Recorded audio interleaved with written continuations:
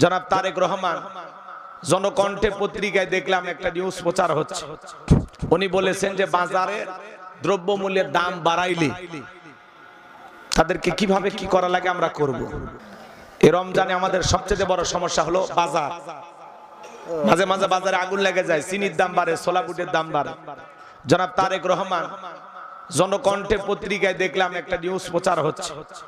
উনি বলেছেন যে বাজারে দ্রব্যমূল্যের দাম বাড়াইলে তাদেরকে কিভাবে কি করা লাগে আমরা করব। নগদ জরিমানা হতে পারে অথবা জেল জুলুমও হতে পারে। তা আমরা বলতেছি শুধু এটা কথার কথা না, এটা বাস্তবায়ন করতে হবে। কথা বলে ঠিক না? এই সরকারের প্রথম চ্যালেঞ্জ হবে রমজানে বাজারকে নিয়ন্ত্রণে রাখা, মানুষের হাতের নাগালে রাখা, বাজারে যেন দ্রব্যমূল্যে আগুন না লাগে। কথা বলে ঠিক না? কিছু অসাধু কালো বাজারে ব্যবসায়ী আছে, এরা সিন্ডিকেটের মাধ্যমে প্রত্যেক দিন খেজুরের দাম বাড়ায়, ছোলা বুটের দাম বাড়ায়, চিনির দাম বাড়ায়। আছে না? না। অন্যান্য পৃথিবীতে এমনও দেশ আছে যেখানে রমজান উপলক্ষে জিনিসের দাম কমায়া দেওয়া হয়। আর এদেশে কিছু অসাধু ব্যবসায়ী, ওরা 11 মাস খালি ছায়া থাকে কখন রমজান আসবে, একেবারে গ্রাস করে খাইতে খাইতে বদ হজম হয়ে যায়। আছে না? না। টাকা বেটা কবরে নিয়ে যেতে পারবি না। আল্লাহ হেদায়েত দান করেন। তাহলে কয়টি কাজ বলেন? রাগ করতেছেন মনে হয়। 2টি কাজকে আল্লাহ 2 নাম্বার আয়াতে জানিয়ে দিলেন। সবাই আমার সঙ্গে পড়ুন, ফাসল্লিলি রাব্বিকা ওয়ানহার। বলুন, ফাসল্লিলি রাব্বিকা ওয়ানহার। 1 নাম্বার হলো ফাসল্লিলি রাব্বিকা, রবের উদ্দেশ্যে সালাত, নামাজ হবে একমাত্র কার জন্য? কুলিন্না সালাতি ওয়া নুসুকি ওয়া মাহইয়ায়া ওয়া মামাতি লিল্লাহি রাব্বিল আলামিন। সূরা আনআম আয়াত নাম্বার 162। আল্লাহ রাব্বুল আলামিন জানিয়ে দিলেন, নবীজি আপনি বলুন, আমার নামাজ, আমার কুরবানি, আমার জীবন, আমার মরণ লিল্লাহি রাব্বিল আলামিন, আসমান জমিনের প্রতিপালকের জন্য। তাহলে মুমিন জীবনের সব ইবাদত হবে একমাত্র কার জন্য? আরেকটু জোরে বলেন, কার জন্য? ফাসল্লিলি রাব্বিকা, রবের উদ্দেশ্যে সালাত, আল্লাহকে রাজি খুশি করার মতো নামাজ। কথা কয় না? আমার আল্লাহ রাব্বুল আলামিন বলেন, ফালিয়াবুদু রাব্বা হাযাল বাইত আল্লাযী আত'আমাহুম মিন জু' ওয়া আমানাহুম মিন খাউফ। আমার আল্লাহ রাব্বুল আলামিন বলেন, এই ঘরের মালিকের ইবাদত করো। ইবাদত যদি ইবাদতের মতো হয়, ও বান্দা, নামাজ যদি নামাজের মতো হয়, যে বান্দা 5 ওয়াক্ত সালাতে মাথা নত করে আমি আল্লাহকে সিজদা দেবে, ওই বান্দার জন্য আমি আল্লাহ 2টা কাজ করব। 1 নাম্বার হলো তার রিজেকের টেনশন করা লাগবে না। রিজেক দেওয়ার মালিক কে?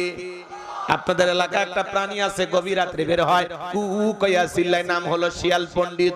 ওর নামে নাটোরে কি মুরগির হোটেল আছে, ওর নামে কি ব্যাংকের অ্যাকাউন্টে টাকা জমানো আছে। তাহলে ওই শিয়ালকে খাওয়াই কে?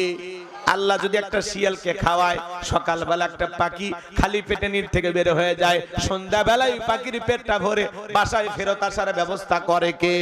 আল্লাহ যদি পাখিকে খাওয়ায়, শিয়ালকে খাওয়ায়, পৃথিবীর এত মাখলুককে খাওয়ায়, আমরা হলাম আশরাফুল মাখলুকাত, কুনতুম খায়রা উম্মাতিন উখরিজাত লিন-নাস। আল্লাহ বলেন, তোমাদেরকে উত্তম জাতি বানাইলাম, ভিআইপি বানাইলাম, মর্যাদারা শুনে বসাইলাম।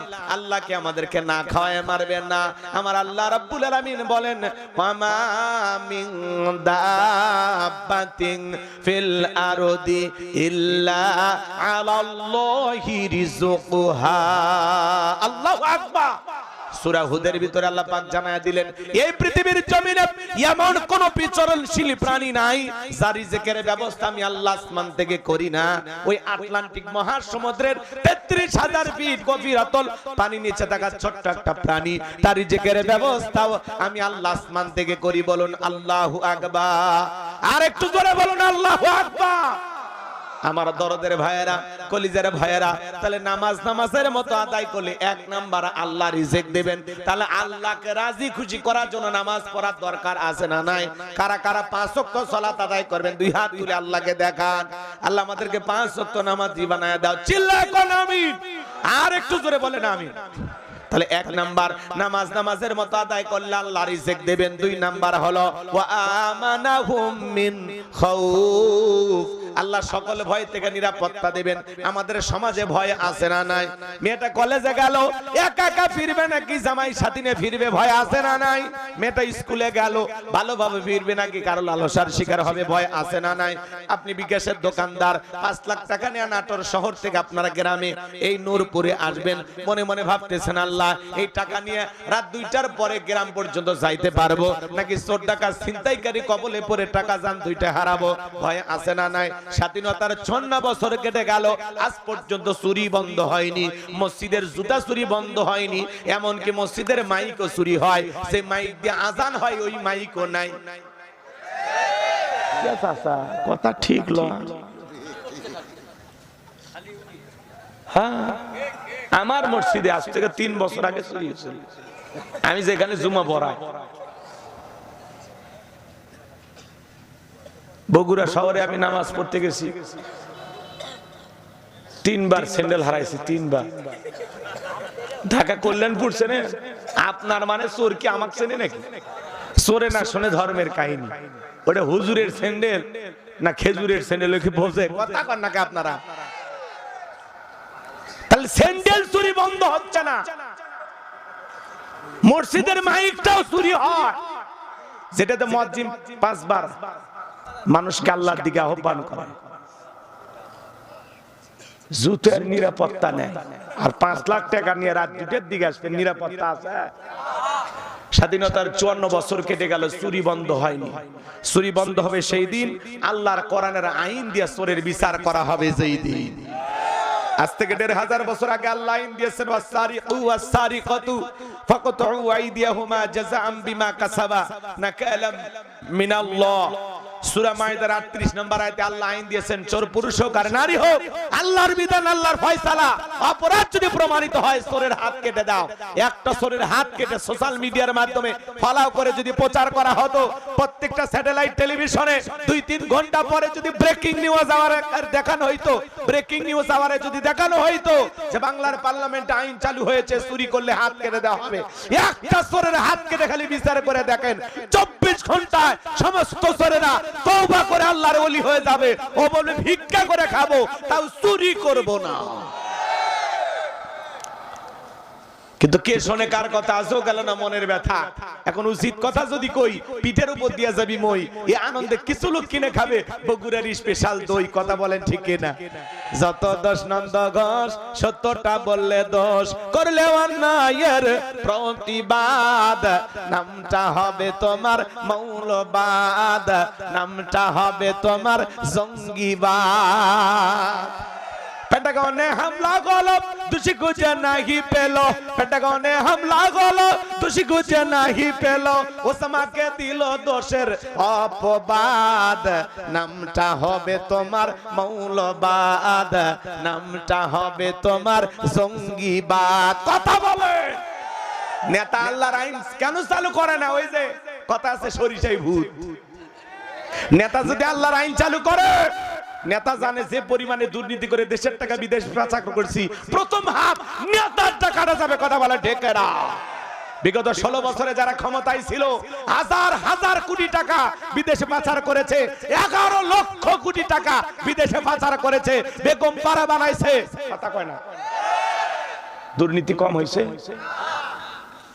এই দেশে চুরি, দুর্নীতি, টেন্ডারবাজি, চাঁদাবাজি বন্ধ করতে হলে লাগবে কার আইন? এই সমাজে আল্লাহর আইন চালু না হওয়া পর্যন্ত শান্তি প্রতিষ্ঠিত হবে না। কথা বলেন ঠিক কিনা? লেনিন কার্ল মার্কসের গণতন্ত্র দিয়া, ডক্টর কামালের তৈরি করা সংবিধান দিয়া, আমেরিকার ভারতের পানি পড়া দিয়া এই সমাজ রাষ্ট্রে শান্তি প্রতিষ্ঠিত হবে না। বাংলার ভূখণ্ডে এই 56,000 বর্গ মাইলে শান্তি যদি প্রতিষ্ঠিত করতে চান, আল্লাহর আইন দিয়ে এই জমিনটা পরিচালনা করা লাগবে। কথা বলেন ঠিক কিনা? এই জমিনে আল্লাহর আইন চালু হোক। কারা কারা চান হাত তুলে দেখান। লিল্লাহি তাকবীর। আরে ভাই, আমরা চাই পূরণ করার মালিক কে? নিরাশ হওয়া যাবে না। বোঝেন নাই? কি কন? নিরাশ হওয়া যাবে না, চাইতে থাকা লাগবে। আল্লাহ কবুল করেন। আল্লাহ দেশে শান্তি, রহমত, বরকত নাজিল করেন। সিলা খান আমিন। আমার ভাইরা, তাহলে নামাজের মতো আদায় করলে সবাই যদি নামাজি হয়ে যায়, চুরি থাকবে? চুরি থাকবে? রাগ করতেছেন? আচ্ছা বলেন তো, সৌদি আরবে যে হাত কাটার আইন আছে, হজ করতে তো অনেক মানুষ যান, কয়জনের হাত কাটা দেখছেন? পাওয়া যায় না, সব কাটে শেষ হয়ে যায় নাই। এটা ভয়। বান্দাকে কোন আইনে, কোন নিয়মে কন্ট্রোল করা যাবে, এটা আল্লাহর সাথে আমরা বেশি বুঝি। এটা একটা ভয়। একজনের হাত কাটলে আর কিয়ামত পর্যন্ত কাটা লাগবে না, সব ঠিক হয়ে যাবে। এটা একটা ভয়। বাপরে বাপ, চুরি করলে হাত কাটবি, দরকার নেই ভিক্ষা করে খাবো। হ্যাঁ, সমাজে বোঝেন নাই, এই জন্য আল্লাহর আইন